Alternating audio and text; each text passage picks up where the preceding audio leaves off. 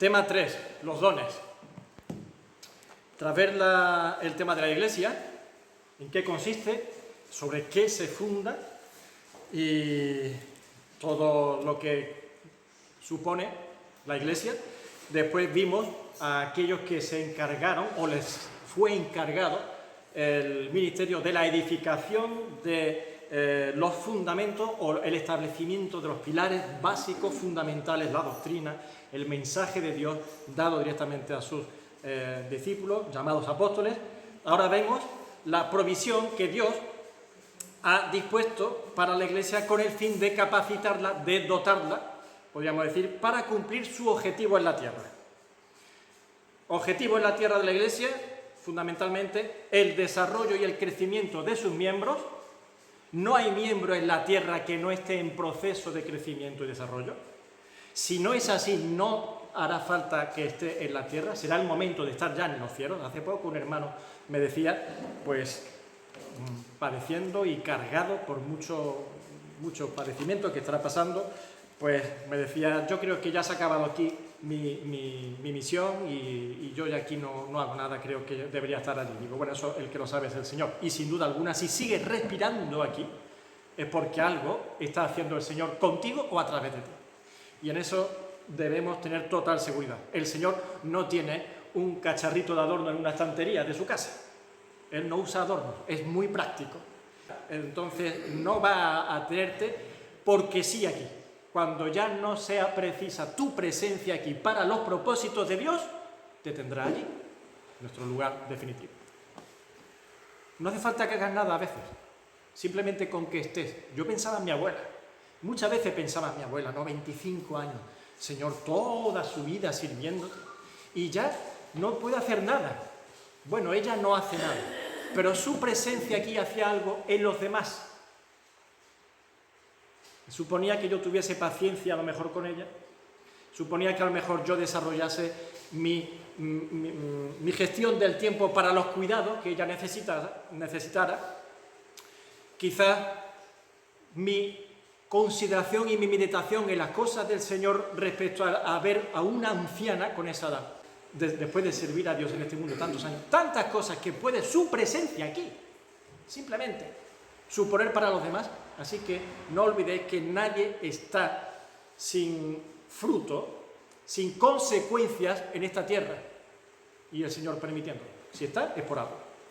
Así que, objetivo de la Iglesia en la tierra, desarrollo y crecimiento espiritual de sus miembros, la extensión del Evangelio, fundamental, y la influencia sanatoria en la sociedad, es decir, ser luz y sal para los que nos rodean.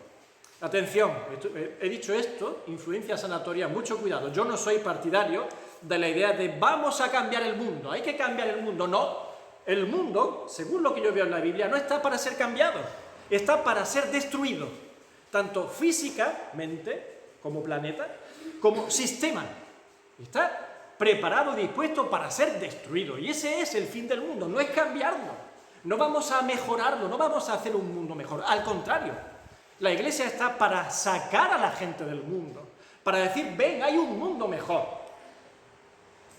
Y ofrecer la invitación que Dios está dando desde lo alto, salir del mundo y de sus tinieblas, de su sistema, y acercarse a Él, a la luz, a su reino. Y el mundo irá a donde tiene que ir por cuanto ha rechazado a Dios y ha amado las tinieblas. Pero sí que ejerce una influencia sana, de sanidad, en la sociedad, influyendo en quienes se dejan ser tratados. No todos los enfermos se curan porque no todos los enfermos se dejan ser tratados. Pero el que se deja, sí. La forma de hacer esta capacitación, de dotar a la Iglesia para cumplir su objetivo en la tierra, como he dicho, es la entrega de dones a los miembros que componen la Iglesia. Efesios 4:8 dice el apóstol Pablo, por lo cual dice, subiendo a lo alto, habla de Jesucristo, Efesios 4:8, llevó cautiva la cautividad y dio dones a los hombres. Estos dones, como veremos, no se tratan de habilidades naturales con los que uno nace, sino del poder que Dios concede mediante su Espíritu Santo para desarrollar una función, una actividad, sobre todo y ante todo un servicio, que para eso se funciona y se actúa en la actividad. Un servicio que no es pedido por la persona, sino que es otorgado por Dios conforme a su sabiduría, a su voluntad, a su propósito. Como vemos en Efesios 4, 11 al 12, dice, y él mismo, no otro, él mismo constituyó a unos apóstoles, a otros profetas, a otros evangelistas, a otros pastores y maestros, a fin de perfeccionar a los santos para la obra del ministerio, para la edificación del cuerpo de Cristo. Y en 1 Corintios, capítulo 12, versículo 18, dice, mas ahora Dios ha colocado los miembros de la Iglesia, ¿vale?, las personas que componemos la Iglesia, cada uno de ellos en el cuerpo como Él quiso. Y antes, ¿qué es lo que estaba diciendo? Pues no pueden ser todos ojos, o todos orejas, o todos brazos, o todos piernas. Si todo el cuerpo fuese ojo, ¿dónde estaría el oído? Si todo fuese oído, ¿dónde estaría el olfato?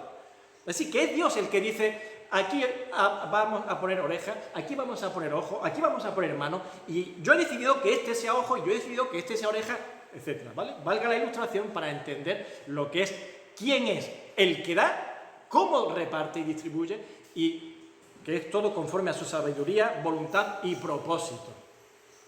Ahora, puestos en la Iglesia. Primera de Corintios, capítulo 12, versículo 28, en el mismo capítulo, dice, y a unos puso Dios en la Iglesia, primeramente apóstoles, luego profetas, los terceros maestros, luego los que hacen milagros, después los que sanan, los que ayudan, los que ministran, los que tienen don de lenguas, etc. Puso Dios en la Iglesia. Mirad, los hombres nacemos con habilidades naturales, las cuales son identificadas por los demás. Muchas veces la gente dice, oh, qué don tiene esta persona para pintar, o para cantar, o para cualquier otra cosa, ¿no? Son habilidades naturales. Y así lo reconoce la gente, un don, esta persona tiene un don. Bueno, pero el apóstol Pablo hace mención de una serie de dones, los cuales no forman parte del nacimiento natural humano, sino del nuevo nacimiento que Dios da y que es concedido por el Espíritu Santo, ya que Dios los pone en la Iglesia, porque incumbe al desarrollo de la Iglesia. ¿Cuál es la diferencia? ¿Qué es lo que pasa entre el don que uno, con el que nace de forma natural, y el don que Dios te da por ser miembro de su cuerpo? Pues sobre todo la intervención del Espíritu Santo en cuanto a poder, en cuanto a guía, en cuanto a la eficacia que Él solo puede proveer, y la experiencia personal que lo avala. Cualquiera puede hacer una exégesis de un pasaje bíblico. Ahora están saliendo como champiñones los institutos teológicos, y muchos se están graduando en teología, y muchos salen con el título, y muchos dicen que sin haber estudiado teología no se puede poner uno a predicar en una iglesia o delante de nadie. Pues yo digo que cualquier persona puede apuntarse a un instituto de teología, estudiar sus 5 años, o no sé, los que sean, 3, 5, los que sean, y hacer una gran exégesis de un pasaje bíblico, e enseñarla desde un púlpito, pero no cualquiera lo hará en el poder del Espíritu Santo, y quizás ni siquiera llevado y movido por el Espíritu Santo. Y en el nombre del Señor, y desde la autoridad moral de una vivencia personal, nacidos de nuevo y consagrados. Esa es la experiencia personal que tiene que respaldar el mensaje. Nacidos de nuevo y consagrados. ¿Me puedo tirar una semana viviendo para el mundo? Prepararme perfectamente según unos patrones de estudio, un pasaje, y después presentarlo a un auditorio. Pero eso no es el ministerio que el Espíritu Santo ha preparado para ti y para su Iglesia. La intencionalidad también es un punto clave. Los dones naturales sirven normalmente, o nos valen, para asombrar a otros y recibir alabanza. Nos lucimos con ellos, ¿no? Alguien pinta un magnífico cuadro y lo presenta orgulloso en una galería. ¿Y cuál es el resultado de ese magnífico cuadro? ¿O de mi capacidad de cantar lírica con la mejor de las voces? el aplauso de la gente, la admiración de los demás hacia mí. Pero los dones dados por Cristo, a través de su Espíritu Santo, sirven para la edificación del cuerpo de Cristo, para la salvación de las almas y para la gloria de Dios. Si hay que aplaudir, aplaudamos al Señor. Bueno, dones otorgados, buscados, entrenados, trabajados. ¿Qué mare magnum hay con el tema de los dones? Podemos encontrar un conglomerado, podría decir, de pensamientos, de conceptos, de ideas respecto al asunto de los dones. Ha dado mucho que hablar, sobre todo en las congregaciones evangélicas. Vamos a considerar por eso este asunto. Vamos a leer 3 versículos. 1 Corintios 12:11 dice: pero todas estas cosas las hace uno y el mismo Espíritu, repartiendo a cada uno en particular como Él quiere. ¿Os dais cuenta? Como hemos dicho antes, como Él quiere. 1 Corintios capítulo 12, versículo 31, un poquito más para adelante en el capítulo. Procurad pues los dones mejores, mas yo os muestro un camino aún más excelente. Y al capítulo 14 nos trasladamos ahora, versículo 12, así también vosotros, pues que anheláis dones espirituales, procurad abundar en ellos para edificación de la Iglesia. Vemos que la Iglesia en Corinto tenía ciertas inquietudes y necesidades, incluso problemillas, respecto a este tema de los dones. Y es que siempre la carne va a entrometerse en las cosas de Dios con sus características propias de la naturaleza caída, que tiene la carne, y suponiendo ello, pues que vamos a causar cierto tropiezo, contaminación, desvirtuación, adulteración, como queréis llamarlo, de la pureza del mensaje o de la enseñanza divina, o incluso de la actividad propia de un cuerpo sano como es el cuerpo de Cristo. Me vengo a referir que algo tan necesario, tan importante y sano como es la entrega de dones por parte del Señor para bendición de su cuerpo y para bendición del mundo también, puede convertirse en un terreno de conflicto personal e interpersonal, porque somos así por culpa de la carne, del viejo hombre que está ahí, y ya digo, entorpeciendo siempre hasta las mejores de las virtudes. Conflictos personales en cuanto, es que yo me siento que no lo alcanzo, o ni siquiera reconozco cuál es mi don, y me angustio, y quisiera saber qué hacer y cómo hacer. O incluso los conflictos, como digo, interpersonales, unos con otros. Que mis hermanos, o mi hermano tal, hace aquello, hace lo otro, y tiene esto, y yo no, o a mí no se me ha reconocido, y a él se le ha reconocido. Mira cuánto le alaban lo que ha hecho, y sin algo lo que ha hecho no saben cómo es después, por detrás. ¡Bum, bum, bum, bum! Problemas, discusiones propias de la carne, que lo único que hacen es ralentizar el crecimiento y el desarrollo espiritual del cuerpo del Señor. Empezamos a pensar en mejores y peores. Es que este don, ¿y por qué tiene este ministerio? ¿Por qué se le ha dado a este? Y a mí se me ha dado a aquel. ¿Y yo por qué no puedo hacer? ¿Por qué este es mejor que el otro? O es mayor, y yo soy menor. Concepto de mejor, peor, mayor, menor, más grandeza, menor grandeza, mayor alabanza, menor alabanza. Y ante esa típica actitud del ser humano, que ya los propios discípulos pues tuvieron en la propia presencia del Señor, y discutían de quién iba a ser el mayor en el reino de los cielos. El Señor tuvo que aclararles la realidad del reino de los cielos. ¿En qué consiste el reino de los cielos respecto a esos términos de mayor y menor, de mejor y peor? Estáis muy equivocados como calculáis las cosas. ¿Qué lleváis? ¿Con qué os presentáis aquí? ¿Con conflictos de grandeza? No tenéis idea de nada de a qué pertenecéis, ni a quién pertenecéis. El mayor servirá al menor, y quien quiera ser Señor será siervo. Así que el apóstol, fijaros, en cierto sentido les entra al trapo en sus propias discusiones, diciendo: procurad los mejores dones. Muy bien, procurad los mejores dones. Mas yo os muestro un camino aún más excelente.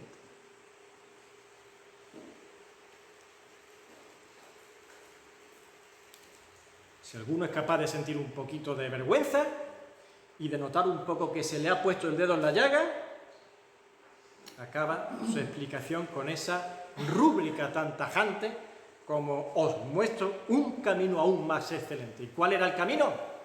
El amor. El amor. Vamos a considerar entonces algunos de los puntos que podemos ver en las Escrituras respecto al tema de los dones. Primero, dados por Jesucristo.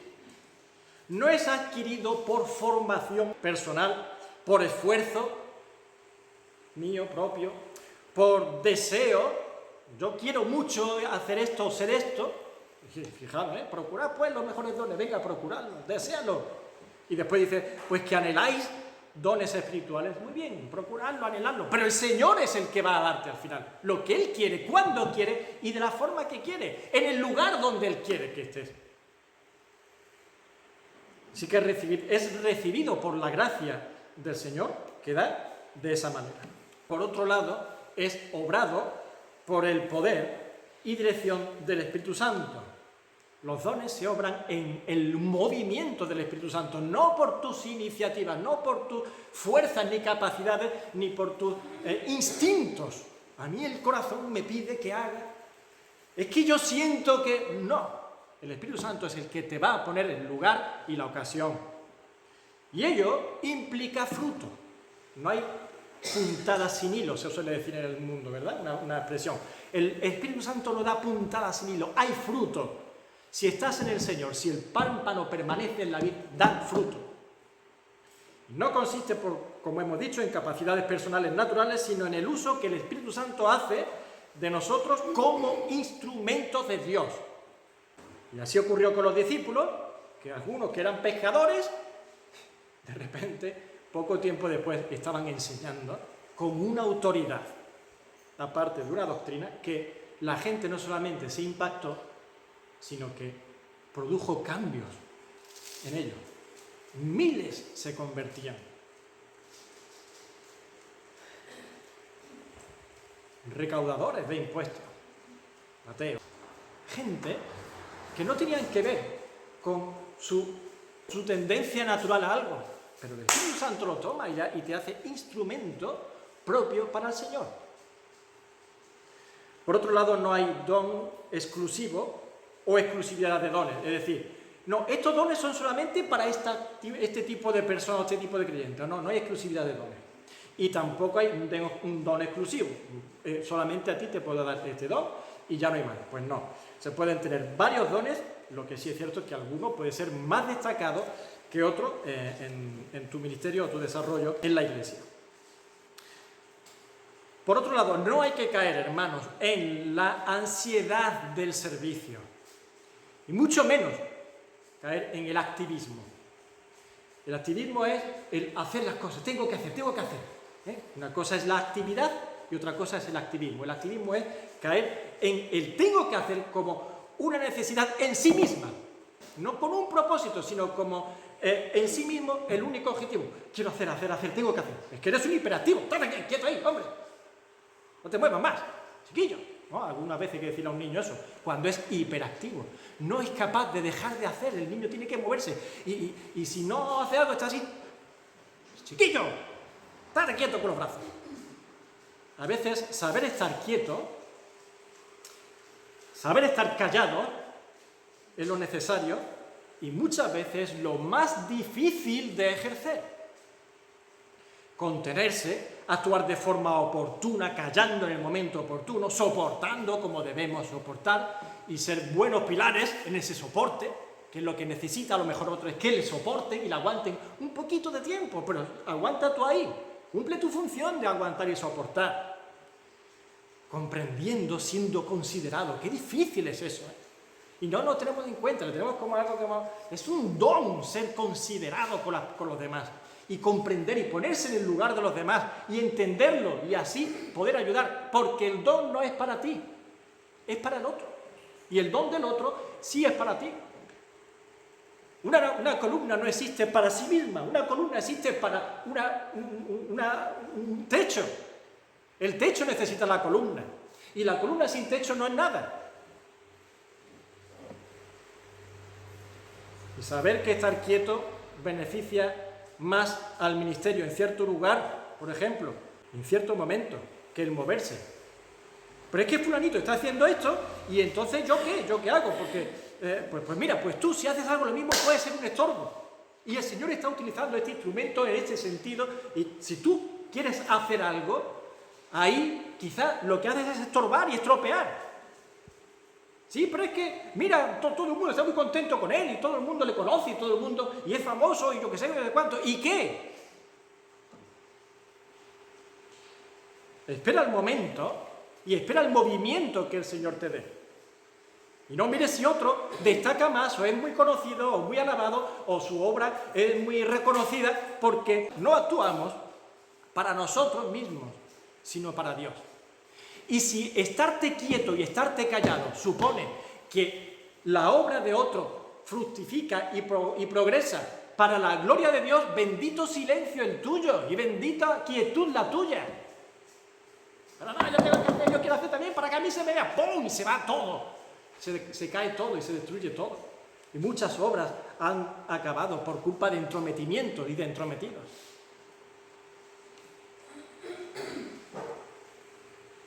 Así que si tienes ansiedad por algo, que no sea por actividad, sino por consagración. Ten ansiedad por tu consagración. Estudia la Biblia a diario. Desea estar a los pies del Señor cada día. Acercarte a Él cada día. Que esa sea tu ansiedad y tu afán, estar junto al Señor. Todo lo demás vendrá por añadidura.